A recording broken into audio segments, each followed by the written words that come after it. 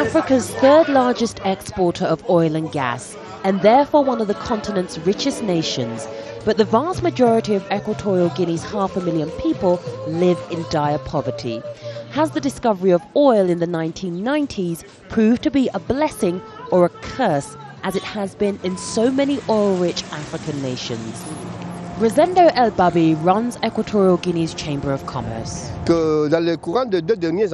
Entrepreneurs are flocking to Equatorial Guinea in huge numbers. We have about 300 to 400 companies each year wanting to do business in all different sectors like banking and insurance. The Chinese are moving into this tiny Central African state in a big way. These workers are building a water and sewage system for the city's slums. China is also involved in major infrastructure projects, and they're not alone. The private sector is also developing.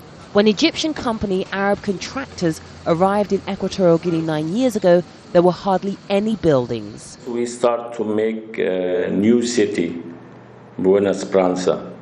This new city, we make it including all the services, from the roads, for the water circuits, the sewage circuits, and also the electric circuits, all the services. What is attracting foreign investors to Equatorial Guinea? The potential to make big money. The country pumps out close to 300,000 barrels of oil a day. The government has lots of money to spend.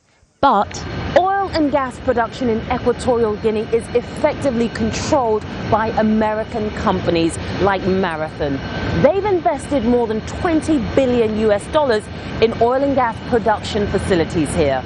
This has led to fears Equatorial Guinea is not developing the skills of its own people, and all the while relying on one main export only. With such a tiny population, perhaps they can afford to be.